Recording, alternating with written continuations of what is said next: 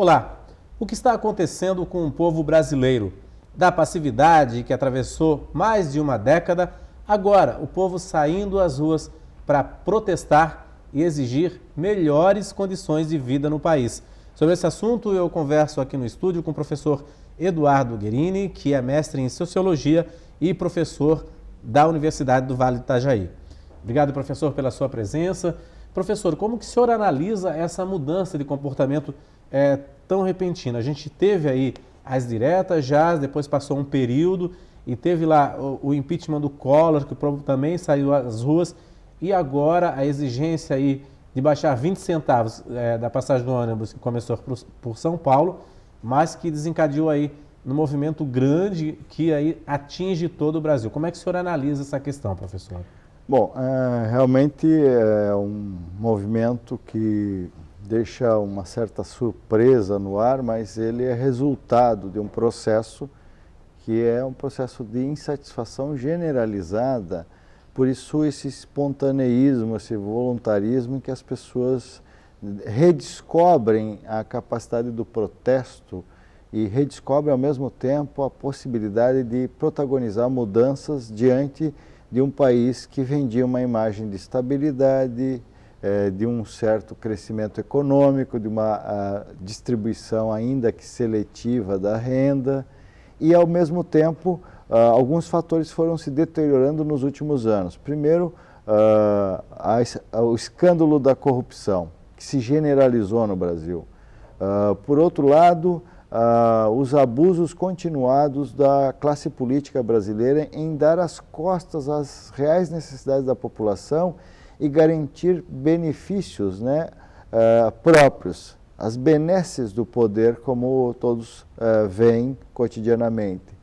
E mais, os governantes, os gestores, em todas as esferas, acabavam transformando o processo de gestão em algo muito burocrático e uma relação bastante petrificada, no sentido de não ouvir os reclames da comunidade. As demandas foram crescentes, os governos começaram a criar padrões ficcionais de gestão, muita propaganda sobre determinada obra, quando na realidade essa obra nunca saiu do papel.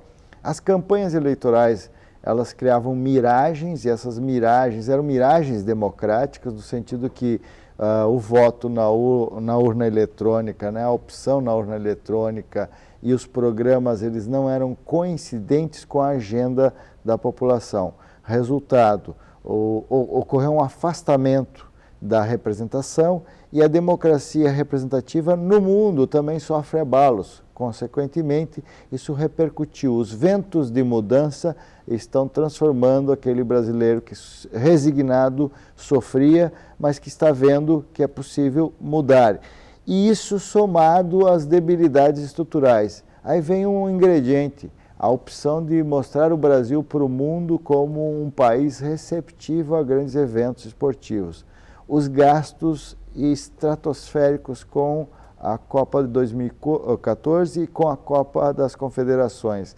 A tentativa de vender um país que é um país periférico, de terceiro mundo, pobre, como um país que estivesse chegando ao primeiro mundo. Só que a realidade confrontou a fantasia dos governantes da classe política e esse processo criou um desencantamento. Eu diria que os movimentos, então, é uma soma de insatisfação com desencantamento da representação que nós temos da classe política e da ação dos nossos gestores. Em síntese, são governos de miragem, de realismo fantástico, que se traduzem depois nessa insatisfação generalizada, nesse movimento que nós vemos, que é um movimento espetacular dos últimos anos, um movimento de reação popular muito interessante. Uhum. A gente viu assim, hoje os estudantes, animados com toda essa movimentação, jovens assim de 18, 19 anos, que não eram nascidos lá no impeachment do presidente Collor, do movimento Cara Pintada, mas saíram às ruas simbolizados com um olho roxo de agressão aos jornalistas de São Paulo. Como que o senhor vê a participação desses jovens que não eram muito não se tinha muita aposta neles, né? Essa geração Y, da internet, pacífica, como que você vê essa mudança de comportamento? A questão da geração Y, da sociedade que vive nas redes sociais, no mundo virtual, a chamada Second Life, é uma outra grande indagação. Do ponto de vista geral, o que nós temos é uma rede social ativa que foi se desfazendo daquela rede midiática de massa e popular, a chamada TV aberta. Hoje existem várias opções e a rede social, ela é um canal de vazão de todos os desejos, anseios, frustrações, insatisfações.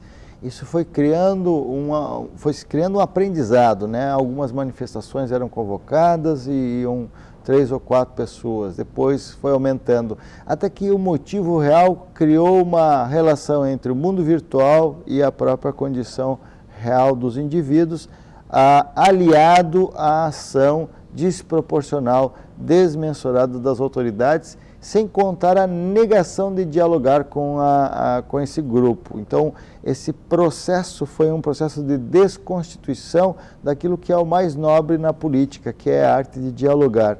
E, por incrível que pareça, aquele jovem que parecia alienado, passivo, ele estava se informando, estava observando a realidade.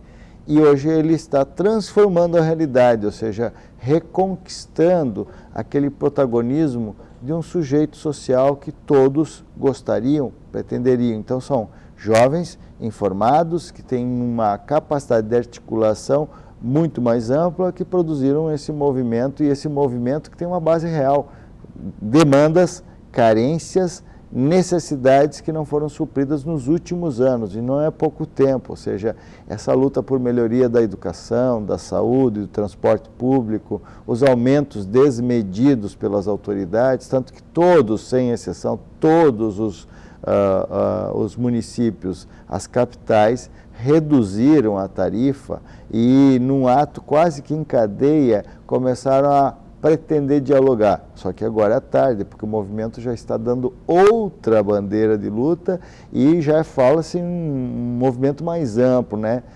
Por ser um movimento que contempla várias pessoas, não só jovens, ou seja, a média de 18 a 35 anos, dependendo da região, significa que várias pessoas estão recuperando a lógica de protagonizar manifestos e exigir direitos, o que é um bom enredo para a democracia, a jovem democracia brasileira, e ao mesmo tempo estão questionando o status quo, ou seja, aquele estado de coisas que se criou do pragmatismo, do oportunismo, das velhas lideranças querendo transformar a realidade a seu gosto, a seu sabor, de maneira autoritária, totalitária, dos velhos líderes políticos que não deixam de fazer a lógica política funcionar em torno do clientelismo e do favorecimento. Então, o Brasil ele está sendo reescrito e a história vai produzir um resultado e uma agenda nova.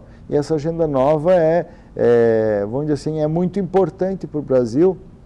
Mais do que isso, é muito importante para o futuro desses jovens, mas importante para todos os brasileiros, tanto que a opinião pública, a população em geral tem apoiado as manifestações, ainda que tenha causado alguns transtornos. Mas as velhas representações políticas, os sindicatos, as associações, estão passando por um processo de análise.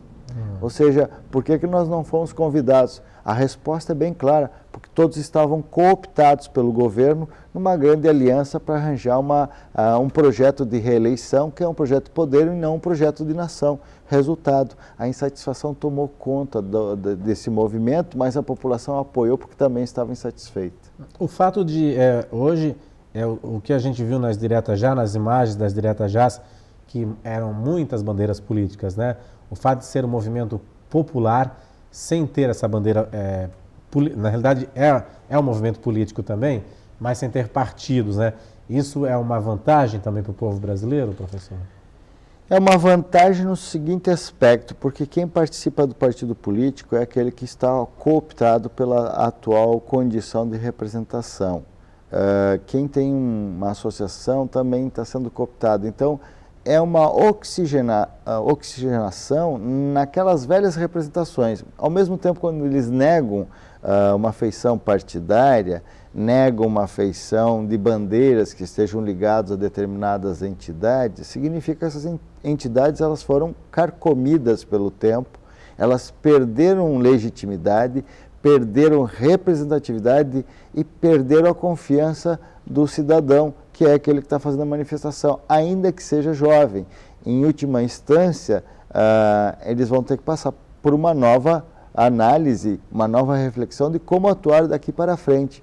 E isso é importante porque vai dar capilaridade para outros atores entrar no jogo político, no debate político. Talvez sejam aqueles que estavam fora do ambiente, se sentindo não representados por partidos tradicionais e podem criar outros movimentos alternativos. Isso é uma alternância de poder e uma difusão de poder sem precedentes na sociedade brasileira e, obviamente, na sociedade brasileira que ainda é muito fechada em termos de participação política.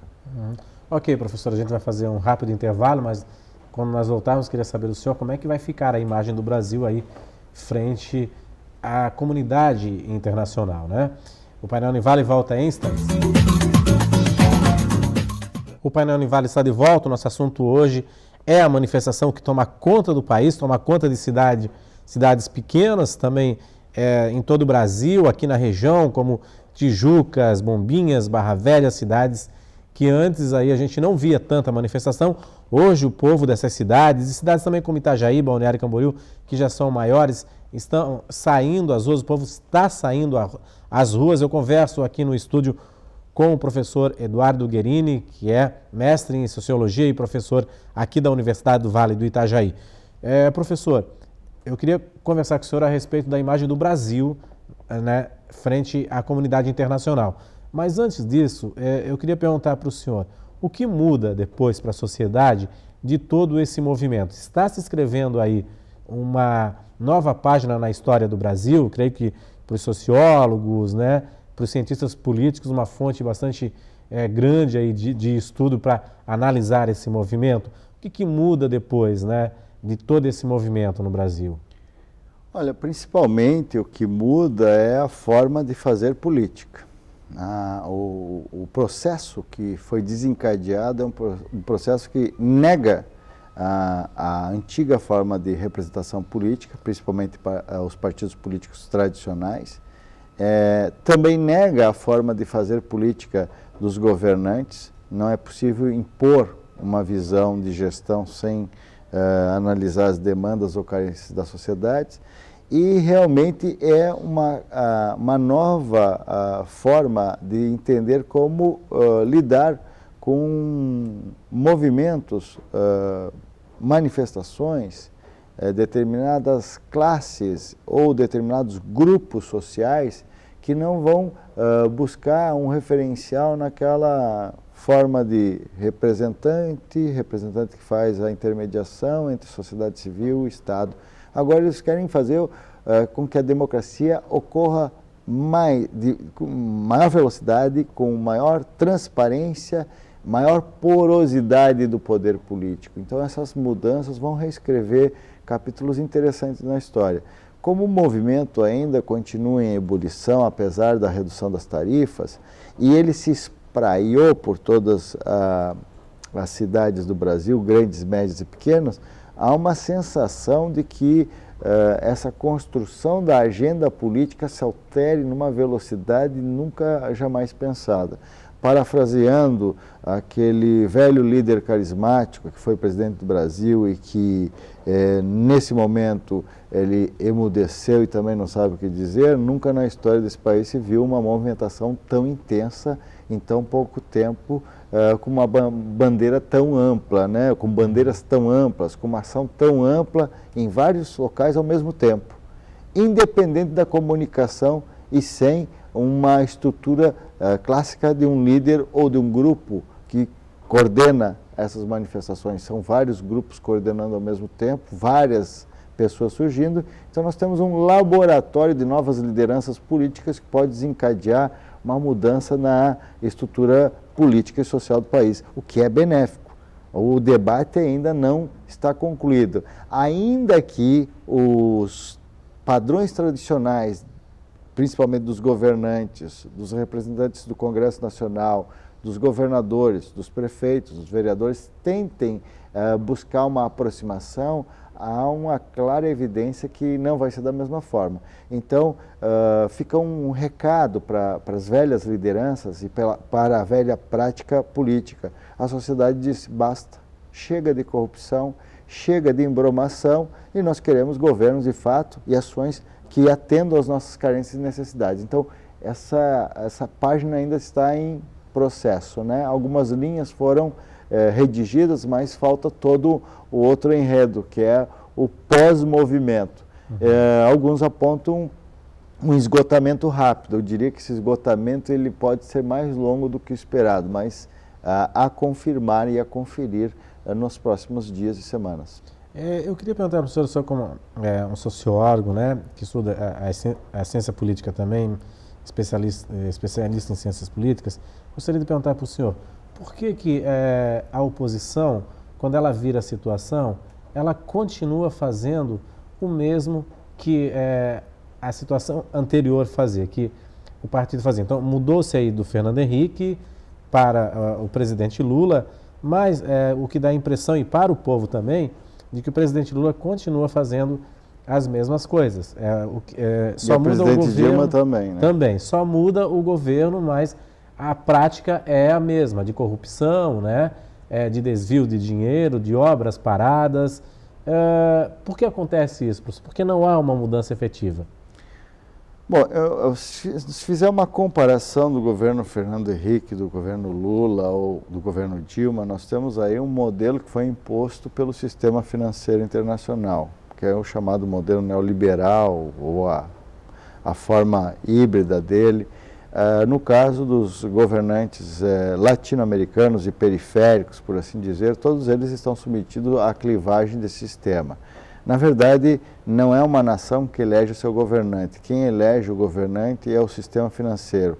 Tanto que nós estamos passando por uma crise de confiança no sistema econômico, porque o sistema financeiro está olhando os resultados pífios na economia, a maquiagem nos balanços, o nível de corrupção aumentando e o nível de insatisfação também se elevando. Então, o capital ele é muito pragmático. Se aqui não tem segurança, eu vou onde tem a segurança. Mas a ideia de segurança jurídica, as reformas que foram feitas, elas amarraram todos os governantes dentro de uma cortina de força, né? Uma camisa de força. Uma camisa de força, por assim dizer.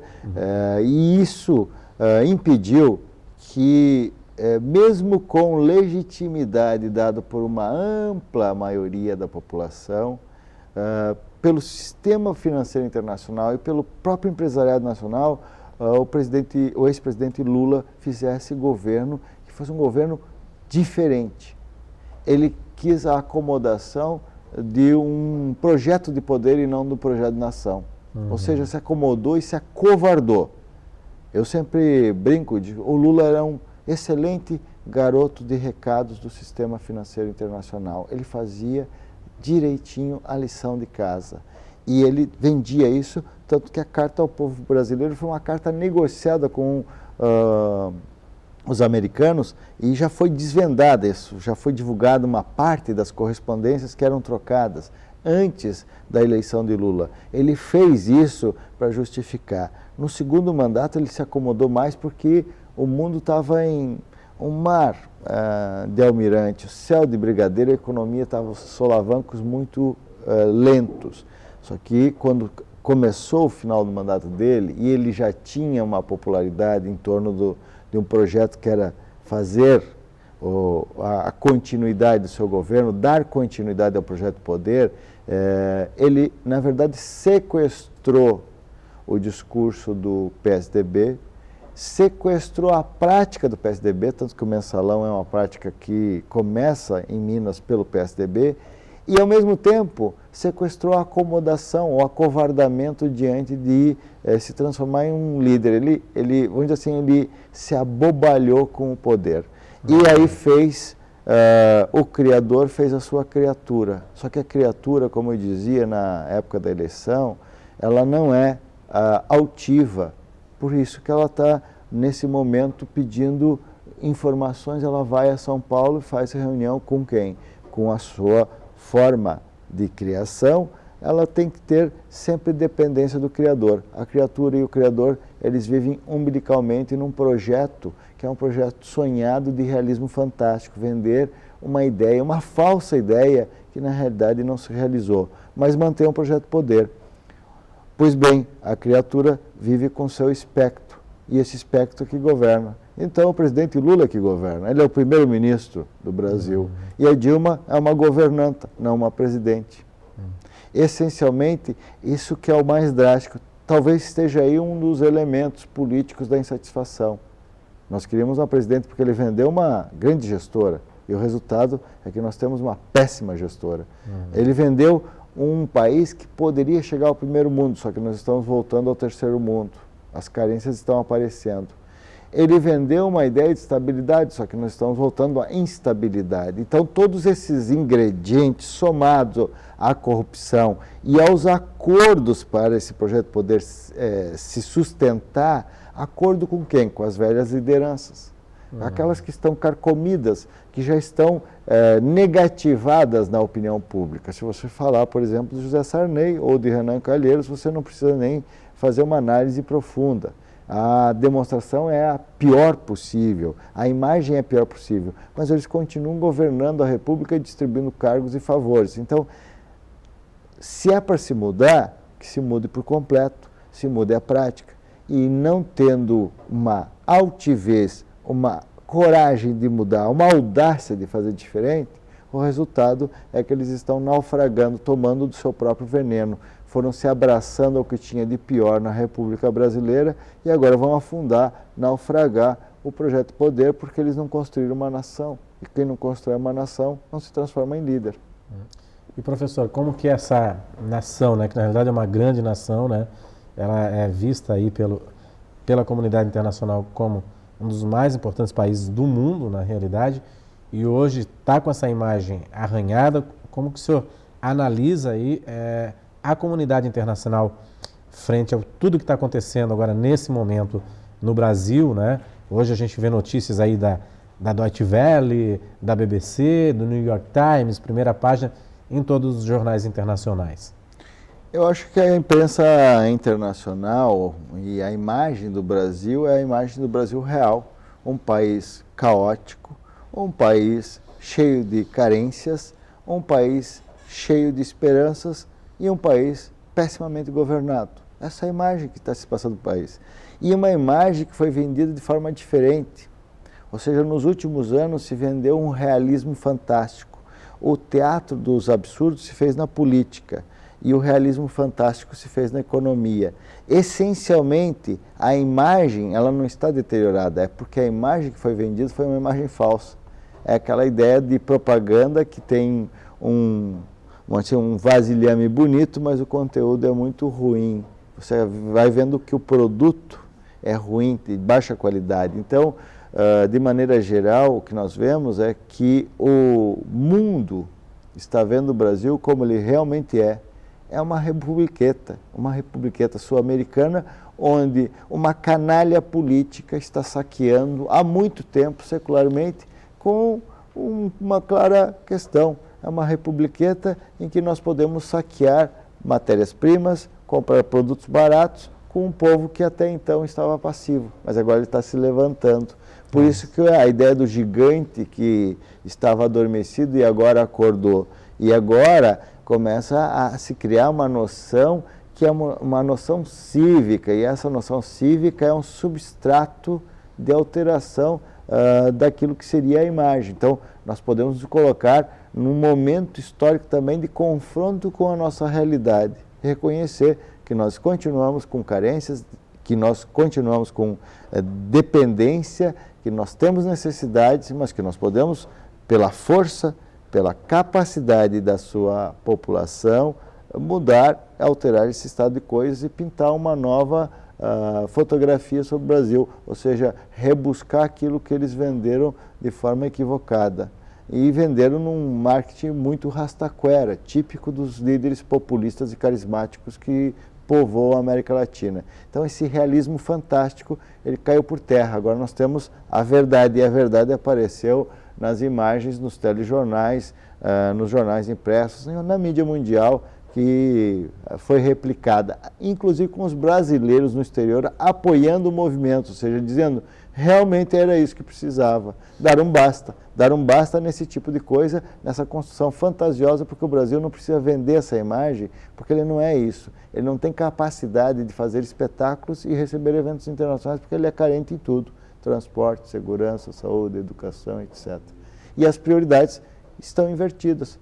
Nós aqui de fora, brasileiros, apoiamos o que os brasileiros estão fazendo lá dentro, em manifestações exigindo que são direitos, né? Conquistas que melhorem a vida das pessoas e acabem com esse drama e, ao mesmo tempo, esses governantes não nos representam mais.